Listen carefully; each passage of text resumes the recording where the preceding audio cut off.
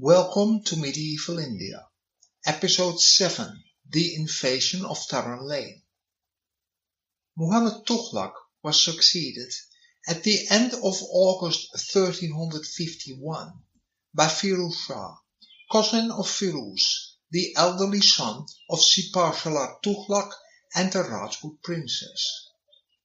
Indian historians praise Firuz as the most just, merciful and beneficent ruler since the days of Nasir-ud-Din Mahmud, son of Iltutmish, and there is some similarity between the characters of the two. Though Firuz was in almost every respect superior, both were weak rulers, but Firuz was far less weak and vacillating than Mahmud, and both were benevolent, but the benevolence of Firuz was far more active than that of Mahmud. Firuz possessed far more ability than Mahmud, and his weakness consisted largely in an indolent man's distaste for the details of business and in an unwillingness to cause pain. This is admittedly only a weakness for a ruler in the 14th century. His benevolence was indiscriminate, for he showed as much indulgence to the corrupt official as the poor peasant, and his passion for constructing public utilities was due as much to vanity as to benevolence. The discontinuance of the practice of demanding large gifts from placeholders, jagirdars, was intended to relieve the poorer classes on whom the burden ultimately fell, and was perhaps not wholly without effect, but placeholders continued to enrich themselves and many amassed large fortunes. Firuz Shah's connivance at corruption and his leniency destroyed the effect of his own reforms. Old and inefficient soldiers were not compelled to retire, but permitted to provide substitutes of whose fitness they were the only judges, and the annual inspection of cavalry horses was rendered futile by the many evasions devised by the king himself. A story is told of his overhearing a trooper bewailing to a comrade the hardship of being compelled to submit his horse for inspection, and asked where the hardship lay, and he explained that he could not expect that his horse would be passed unless he offered the inspector at least a cold tanga as a bribe, and Firuz gave him the tanga. But there was a show of order and method all the same, and a pretense was made of annually scrutinizing all accounts by the king himself. But notwithstanding all such formalities, says the chronicle, quote, the king was very lenient, not from ignorance of accounts and business, which he understood very well, but from temperament and generosity. End quote. Yet had he not been faithfully served by at least some of the ministers and the viceroys to whom he freely delegated his authority, the kingdom of Delhi would have shattered into pieces during his reign. From the day of his accession, Firuz had as his chief advisor the able Malik Makbul, a Brahmin from Telangana, who had been converted to Islam, and the administration was supported by a large body of loyal and capable officers. But the wholesale decentralization of authority, coupled with a return to the system of paying government officials by assignments of grants and fiefs, of land and their revenue, instead of in cash, undoubtedly led to the subsequent collapse of the dynasty. Such grants were known as jagirs, and Alauddin had abolished the system as liable to cause insubordination and rebellion. Firuz's first objective was to relieve agriculture from the heavy burden that had been imposed on it by Muhammad Tughlak. He reduced taxation to a level which left an encouraging margin for the cultivator, and abolished the annual benevolences levied by the provincial governors. On the advice of Malik Maqbool, he cancelled the bonds of the agricultural loans that had been advanced by Muhammad Tughlak and which the peasants had been quite unable to repay. Firuz gave a further impetus to the great industry of the country by extensive irrigation works and the sinking of wells, for which a 10% water rate was imposed. A number of dams and reservoirs were constructed, and 5 great canals were dug to distribute the waters of the Jhelum and the Sutlej, while engineers were appointed to look after the banks in flood time. One of these canals, which still exists as the old Jhelum Canal, ran for more than 150 miles to irrigate the desert country up to the city which Firuz founded under the name Hisar-i-Firuza. The cultivated area of the kingdom increased enormously. Around Delhi alone there grew up 1,200 fruit gardens, while the revenue from the Doab, which Muhammad had laid waste and almost depopulated, rapidly rose. About the year 1375, 4 years after the death of Malik Maqbool, Firuz abolished the heavy octroi duties which seriously hampered trade, although this involved a heavy loss to the revenue. Where the religion of the great majority of his subjects, the Hindus, was not at issue, Firuz was a benevolent ruler. He abolished torture and mutilation throughout the kingdom. He founded a hospital, and he introduced such measures as an employment bureau for clerical workers and even a marriage agency for Muslims of the middle class and the families of government servants who might otherwise be devoid of a soulmate. And a lack of females must be a problem, I dare say too, in a society where polygamy is the norm and where there are always lesser females born than there are males. But while this kindliness amounted to culpable leniency when extended towards corrupt practices in his 36 departments of state, his attitude in regards to Muslim heretics and Hindus was relentless. Firuz repressed the Shiites as sternly as he dealt with the licentious Hindu Shaktas. He did not destroy existing Hindu temples, but he forbade the erection of new ones. To do so became an offense punishable with death.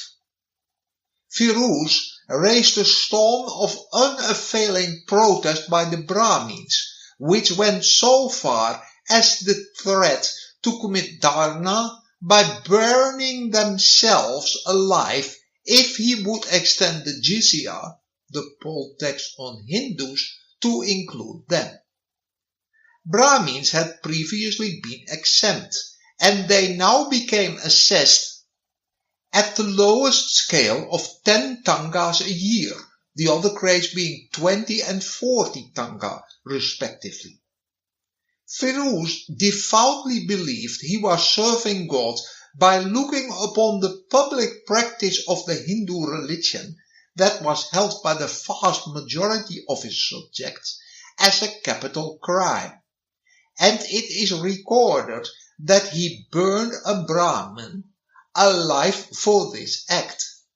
He accordingly made efforts to convert the people from Hinduism to Islam too.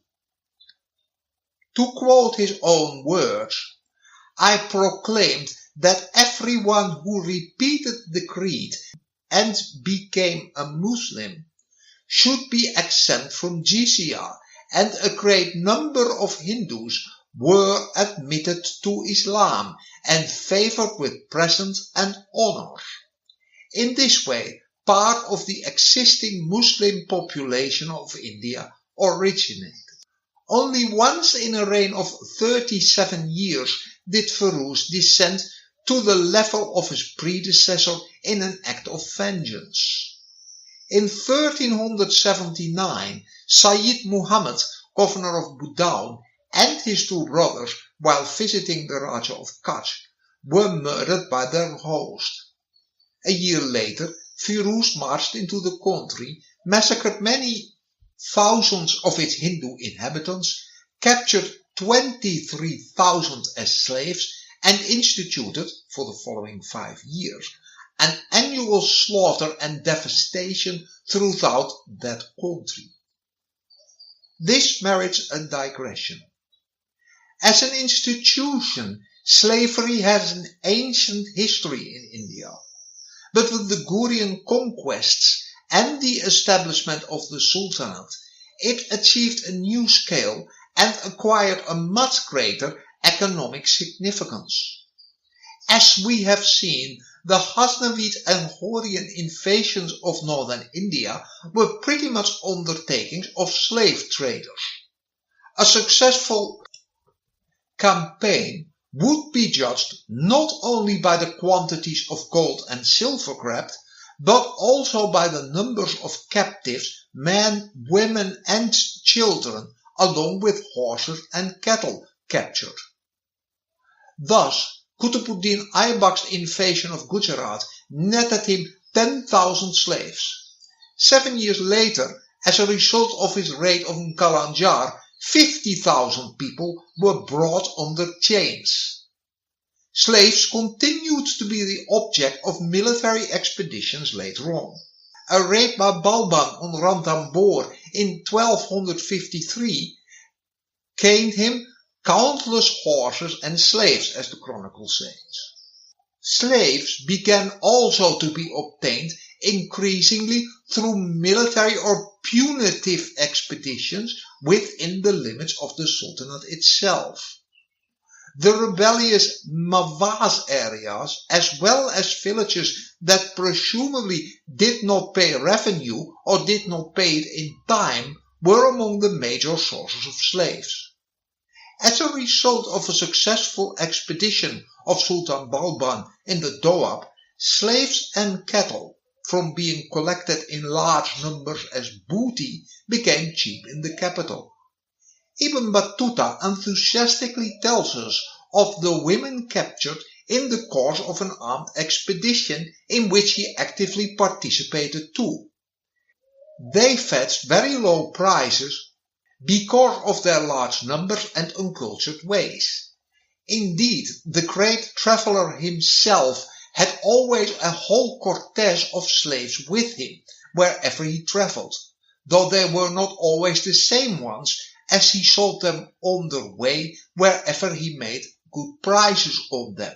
Most of them were his concubines. The numbers of slaves so collected must indeed have been vast, and it grew in time. Sultan Alauddin Khalji had as many as 50,000 slaves in his establishment, and the number reached 180,000 under Firuz. His slaves included 12,000 artisans and 40,000 attendants to the court. Nobles too had their own large retinues. Firuz's minister Jahan Mahbub was said to possess no less than 2,000 slave concubines. But slaves were not just an aristocratic possession. Even the poorer among the respectable classes without them. Nur Turk, a mystic of Delhi, lived on the earnings of his slave, who was a cotton garder, and Nizam-ud-Din, a young student living in great poverty with his mother at Badaun, had yet a made slave. Firuz made no effort to reconquer the Deccan, an enterprise which even the incomparably more able and energetic soldier Muhammad had not attempted. For Firuz had indeed no military ambition and was an irresolute and incapable commander. But in November 1353 he was stirred into taking the field all the same, with a force of 70,000 cavalry, when Shams-ud-Din Ilyas Shah, the independent ruler of Bengal, made an incursion into Tirhut. Ilyas was driven back, but Firuz failed in his following attempt to conquer Bengal. It was on his return from this campaign that he founded a new capital, Firuzabad, and connected it with Delhi, 10 miles distant, by means of a regular transport service with fixed rates for the hire of vehicles. After a second and equally abortive invasion of Bengal in 1359, Firuz, who was the most indefatigable builder in Indian history and an enthusiastic restorer of ancient monuments, founded the palace city of Jaunpur.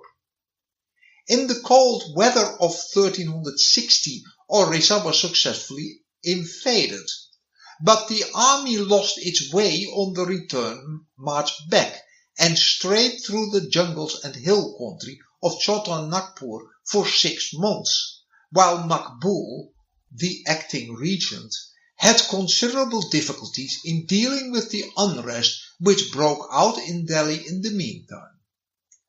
A similar incident occurred during the retreat of Firuz after the disastrous campaign of 1362 in Sindh, when no news reached Delhi for months and Makbul was obliged in the interest of good order to publish a fictitious dispatch from the field army. Everything was going very well.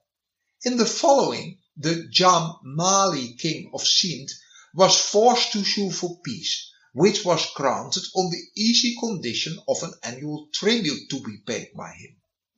The repression of a rising in Etawah in 1377 was another military operation in which Firuz was successful, and then in 1380 he began his terrible vengeance on Cutch. The king had become 75 now, and his intellect began to weaken. Khan Jahan, the son of Makbul Khan, took up the government, but the regent abused his position and soon fell, to be followed first by a son and then by a grandson of the ailing king. Firuz died in September 1388. No policy, however strong and well devised, could have sustained the power of the Sultanate under the feeble rule of his successors, and the terrible blow dealt at the kingdom within 10 years of his death. But Firuz's system of decentralization would have embarrassed even the ablest successor, and undoubtedly accelerated the downfall of his dynasty. Firuz was succeeded in Delhi by his grandson, who took the title of Ghiyas-ud-Din Tughlak Shah II, while his uncle Nasir-ud-Din Muhammad, in his retreat in the Timur Hills, prepared to assert his claim to the throne. Tughlak sent against him an army under the command of Malik Firuz Ali, whom he had made minister with the title of Khan-i-Jahan and Bahadur Nahir, a Rajput chieftain of Mewat who had accepted Islam and now became a prominent figure on the political stage. Muhammad retired to a chosen position in the hills, but he was defeated and fled to Gangra, and Khan Jahan, who shrank from attacking that fortress, returned to Delhi, satisfied with his partial success. Tughlak, temporarily relieved of anxiety, plunged into dissipation and sought to secure his tenure of the throne by removing possible competitors. By imprisoning his brother, Salar Shah, he so alarmed his cousin Abu Bakr that prince was constrained, in self-defense, to become a conspirator against him. He found a willing supporter in the ambitious Rukn-ud-Din, Khan Jahan's deputy, who had much influence with the household troops. Their defection transferred the royal power from Tughlak to Abu Bakr, and Tughlak and Khan Jahan fled from the palace by a door opening towards the Jamuna. They were overtaken and slain by a body of household troops led by Rukn-ud-Din, and on February 19, 1389, the nobles at Delhi acclaimed Abu Bakr Shah as their king. The appointment of Rukn-ud-Din as minister followed as a matter of course, but he was almost immediately detected in a conspiracy to usurp the throne himself and was put to death. This prompt action established for a time Abu Bakr's authority at Delhi, but a serious rebellion now broke out in the province immediately to the north of the capital. The centurions of Samana rose against their governor, Gusdil, a local adherent of Abu Bakr. They put him to death, and they sent his head to Nasir-ud-Din Muhammad, whom they invited to make another attempt to gain the throne. Muhammad marched from Kangra to Samana, where he was proclaimed king on 24 April 1389.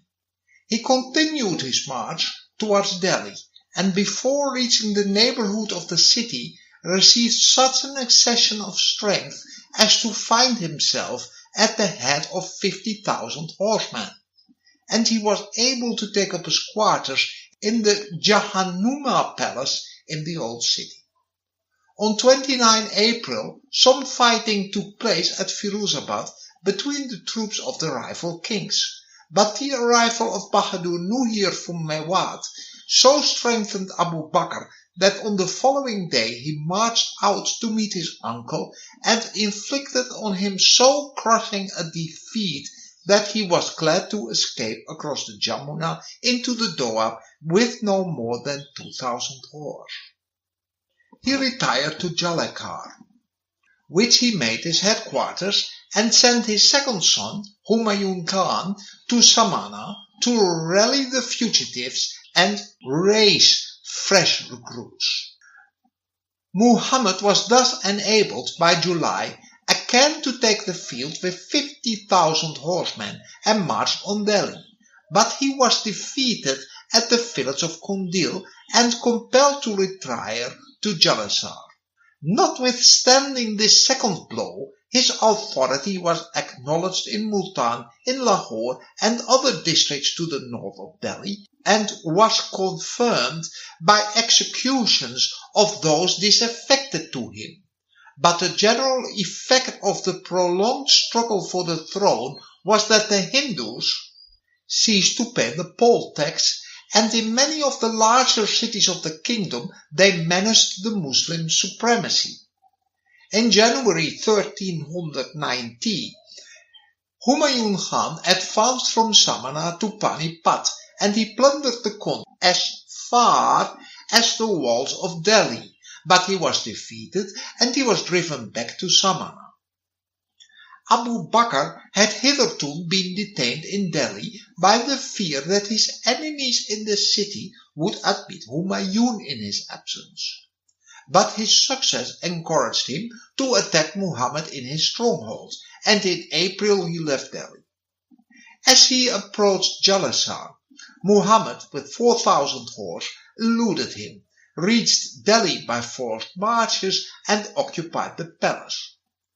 Abu Bakr at once retraced his steps, and as he entered the city, Muhammad fled and returned to Jalasar. Abu Bakr's success was, however, illusory and transient.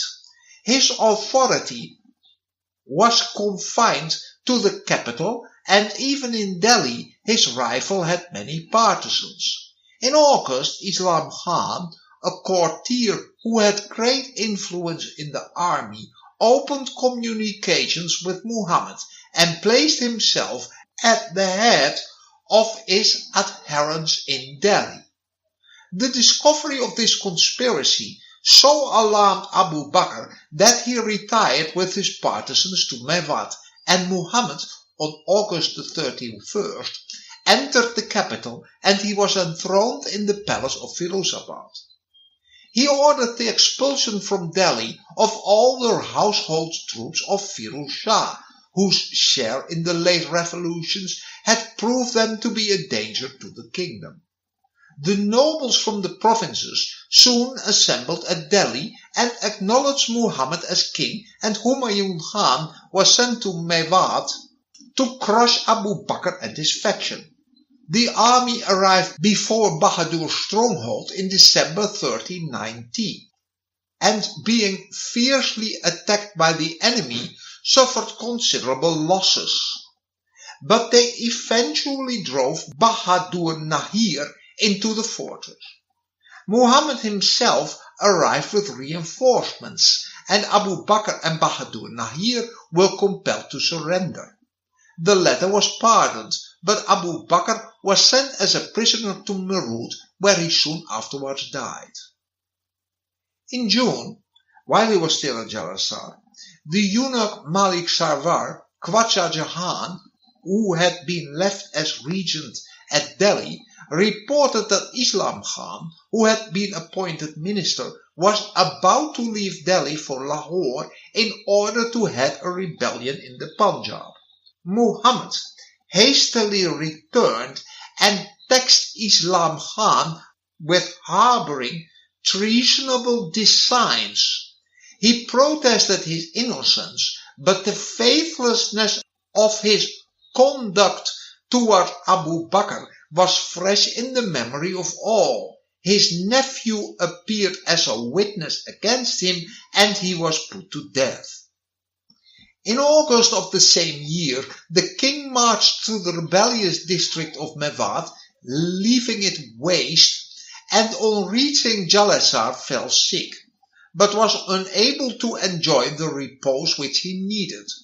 From Jalasar he wrote to his son, Humayun Khan, directing him to march into the Punjab and quell the rebellion of Shakya the Kolkar.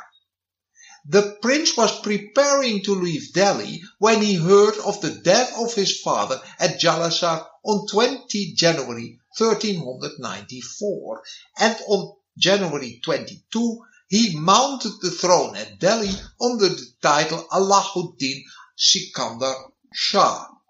His reign was brief, however, for he fell sick almost immediately after his accession and died on 8 March. So little respect did the royal house now command that the provincial governors who had assembled their troops at Delhi would have left the capital without waiting for the enthronement of a new king, had not Malik Sarwar persuaded them to enthrone, under the title of Nasir-ud-Din Mahmud, Humayun's brother, the youngest son of Muhammad. The kingdom was now in a deplorable condition. The obedience of the great nobles depended entirely on their own caprice or interests, and they used or abused the royal authority as their interest might require. In the eastern provinces, the Hindu chiefs, who had for some years past already been in rebellion, threw off all semblance of obedience, and the eunuch Malik Sarwar persuaded or compelled Mahmud to bestow upon him the lofty title of Sultan Ushark, or King of the East, and to commit to him the duty of crushing the rebels and restoring order. He left Delhi May 1394, punished the rebels, and after reducing to obedience the districts of Koil, Etawah and Kannauj, he occupied Jaunpur. There he established himself as independent ruler. During these events, the king visited Gwalior, where Malus Khan, a brother of Sarang Khan, plotted to overthrow Saadat Khan, a noble whose growing influence over the king's feeble mind had excited the jealousy of the courtiers. The plot was discovered and some of the leading conspirators were put to death. But Malu Khan fled to Delhi and took refuge with the regent, Muharrab Khan, who resented the ascendancy of Saadat Khan, and on the king's return to the capital closed the gates of the city against him. For 2 months Delhi was in a state of siege, but in November Mahmud, whose authority was disregarded by both parties, grew weary of his humiliating position at the gates of the capital and fled to the protection of Mukarrab Khan. Saadat Khan, enraged by his desertion, summoned from Mewat Nusrat Khan, a son of Fat Khan, the eldest son of Firuz, and proclaimed him in Firuzabad under the title Nasir-ud-Din Nusrat Shah to Sultan. There were thus 2 titular kings, one in Delhi and the other at Firuzabad. Each was a puppet in the hands of a powerful noble. Saadat Khan's arrogance exasperated the old servants of Firuz, who adhered to Nusrat Khan, and they expelled him from Firuzabad. He fled, in his extremity, to Delhi and humbled himself before his enemy, Mukarrab Khan, who gave him an assurance of forgiveness, but a few days later treacherously caused him to be put to death all the same. For 3 years an indecisive but destructive strife was carried on in the names of Mahmud and Nusrat, but the kingdom of the former, who had been first in the field, was bounded by the walls of Delhi, while the upstart Nusrat Khan claimed the nominal allegiance of the districts of the Doab. The other provinces had become independent. In June 1398, the deadlock at Delhi was brought to an end by an act of perfidy unheard of even in the blood-stained annals of the Sultanate. But then I would not vouch for the moral rectitude of European politics during that age of the 100 Years' War and the German robber knights too. Malu, resenting the dominance of his benefactor Muharrab Khan, deserted Mahmud and joined Nusrat, whom he conducted in triumph into Jahanabad, after swearing allegiance to him on the Koran. 2 days later he suddenly attacked his new master and drove him to Firuzabad and thence to Panipat, where he took refuge with Tatar Khan. Although Nusrat had thus disappeared from the scene, the contest was maintained for 2 months by Malu on the one hand and Muharrab Khan with Mahmud on the other. At length, Malu feigned a reconciliation with Muharrab Khan, who entered Jahanabad in triumph with Mahmud Shah, while Malu remained in Syria. Almost immediately afterwards, Malu treacherously attacked Muharrab Khan in his house at Jahanabad, captured and slew him, and having gained possession of the person of Mahmud Shah, exercised the royal authority in his name. The chaotic state of the country was an open invitation to an invader from abroad. The intelligence at Delhi being carried to Timur Lank in Samarkand, says the chronicle, quote, was the cause of his going to Hindustan. Just at that time he had resolved to assemble forces from all his dominions and march against China, with the intent of destroying the idol temples and raising mosques in their place. He had heard that the standards of the faith of Islam had been raised in Delhi and other places, and that its profession of faith was impressed upon the coins, but that the country in general was polluted by the inhabitants being infidels and idolaters. Impelled by the desire of waging a religious war, Timur Lank then resolved to march against Multan and Delhi. He consulted with his nobles and chiefs, and they concurred in the propriety of making an invasion. In the previous century, a united kingdom and a unified and formidable army had warded off the Mongol threat. Now, as Pir Muhammad, grandson of Timur Lank, led his advance guard of the coming invasion across the Indus at the end of 1397, all possible hope of external defense had vanished with internal security. The fief holders of the Northwest, who had dissipated their forces by fighting among themselves, offered little resistance, and in May 1398 Pir Muhammad occupied Multan. The kingdom of Delhi was powerless under its puppet king. When Timur moved on Delhi, his very name already inspired terror. Born in 1336, this Transoxanian nobleman, member of the Barlas tribe, had been waging relentless campaigns from Transoxania to the Volga for over 30 years. Objects of all these campaigns had been various. To eliminate a permanent military threat, as in the case of the Golden Horde on the Volga.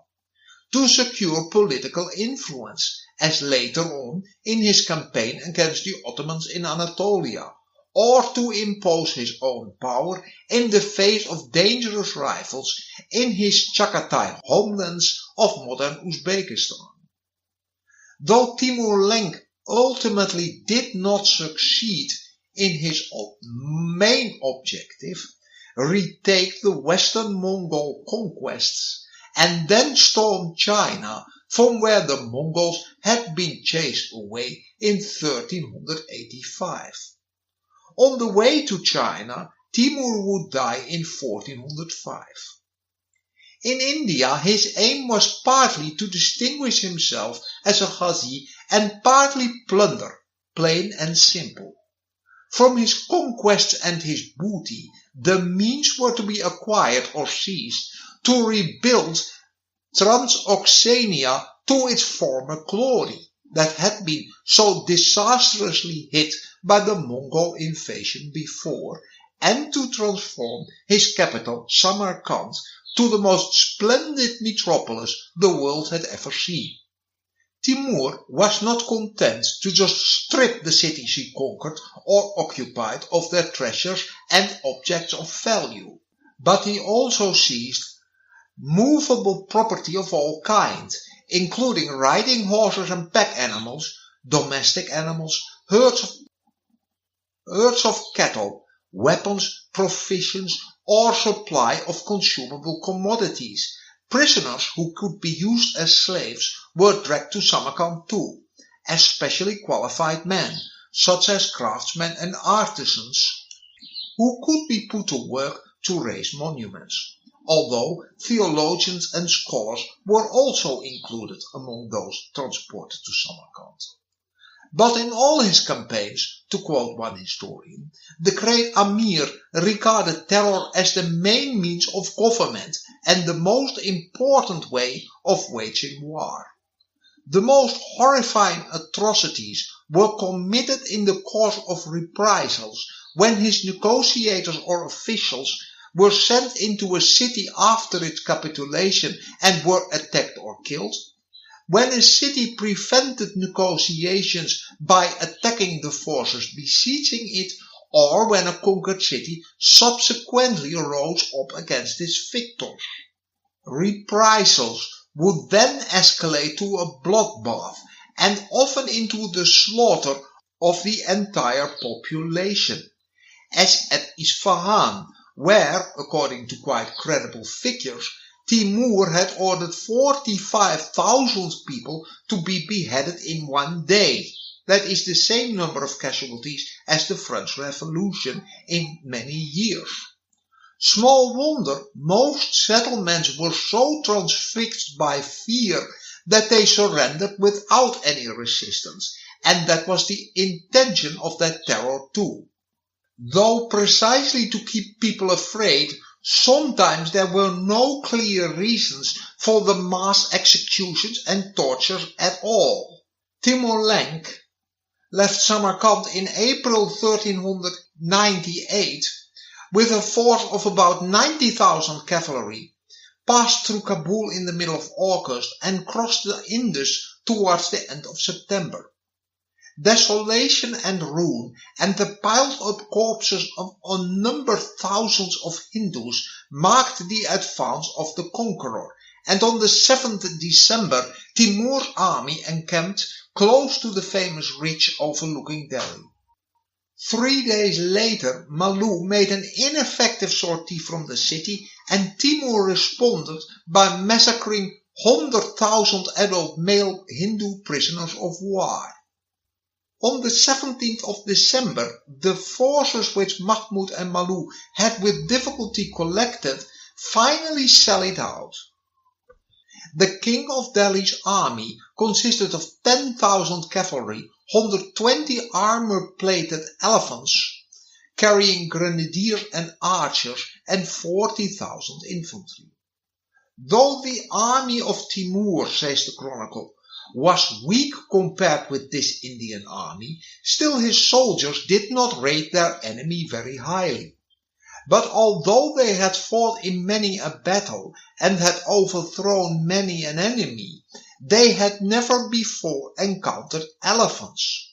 They had heard by report that the bodies of these elephants were so hard that no weapon could pierce them, that they could tear up strong trees with their trunks, that they could knock down strong houses with the pressure of their sides, and that in battle they could lift horse and horsemen from the ground with their dragon-like trunk and raise them in the air.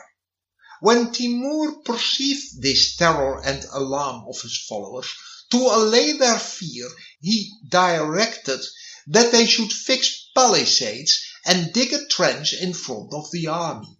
In front of these, he ordered buffaloes to be placed side by side and fastened firmly together by the neck and feet with leather thongs. He had strong iron claws made and given to the infantry, who were ordered to throw them on the ground in front of the elephants. Once the battle had started, the outcome was never in doubt. The Indian attack upon the invaders' right wing was outflanked and repulsed, while Timur's advance on the opposite flank was completely successful, and the various officers brought their men into action and slashed their way through the Indian ranks towards the elephants.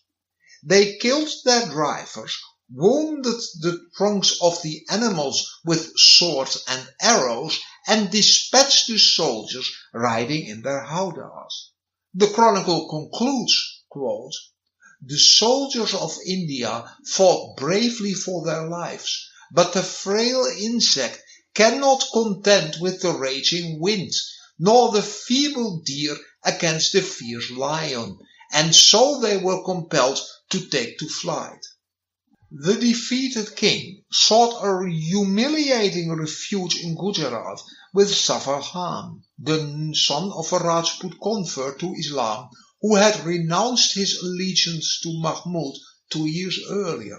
The conqueror entered Delhi and after an illusory amnesty won by the entreaties of the mullahs, the capital was given up to wholesale sack and to a general massacre which lasted 5 days. Says the chronicle, quote, "When parties and bands of soldiers were going about the city, numbers of Hindus in the city of Delhi, seeing the violence of the soldiers, took up arms and assaulted them. Many of the infidels set fire to their goods and effects, and would throw themselves, their wives and children into the flames. The soldiers grew more eager for plunder and destruction. Notwithstanding the boldness and the struggle of the Hindus, the officers in charge kept the gates closed and would not allow any more soldiers to enter the city, lest it should be sacked. But on that Friday night, there were about 15,000 men in the city who were engaged from early eve till morning in plundering and burning the houses. In many places the impure infidel, unbelievers, made resistance. In the morning the soldiers who were outside, being unable to control themselves, then went into the city and raised a great disturbance. On that Sunday, the 17th of the month, the whole place was pillaged, and several palaces in Jahanabad and Sindh were destroyed. On the 18th, like plundering went on. Every soldier obtained more than 20 persons as slaves, and some brought as many as 50 or 100 men, women and children out of the city. The other plunder and spoils were immense. Gems and jewels of all sorts, rubies, diamonds, stuffs and fabrics of all kinds, vases and vessels of gold and silver, sums of money in abitarikat and other coins beyond all computation. Most of the women who were made prisoner wore bracelets of gold or silver on their wrists and legs, and valuable rings upon their toes. Medicines and perfumes and the like, of those no one even took notice. On the 19th of the month, all Delhi was thought of. For many infidel Hindus had fled thither and taken refuge in the great mosque, where they prepared to defend themselves. Amir Ali Sultan, with 800 trusty men, proceeded against them, and falling upon them with the sword, he dispatched them all to hell. High towers were built with the heads of the Hindus, and their bodies became the food of ravenous beasts and birds. Meerut was stormed early in January 1399, and by the end of February the fury of destruction and the orgy of slaughter had swept over Hardwar, Kangra and Jammu. Timur recrossed the Indus on the 19th of March and retired up the Tochi valley from the country which he had plunged into the most fearful depths of misery, desolation, famine and pestilence. The rightful King Mahmud was still a fugitive, and Nusrat Khan, emerging from his hiding place in the Doab, set himself up in Delhi. That city that had become a tomb for the dead, where for 2 whole months not a bird moved a wing, was the chronicle. But Nusrat's reign was short-lived. Balu raised an army from among the Hindus of the Doab, and by the spring of 1404 he had expelled the usurper from Delhi and forced the turbulent Hindus of Etawah to submit and pay tribute. He then persuaded Mahmud Shah to return and take up his position as nominal head of what remained of the Kingdom of Delhi. With its authority completely shattered by a combination of internal fighting and a foreign invasion, the focus now shifted to the provinces, to which we shall now also shift our attention.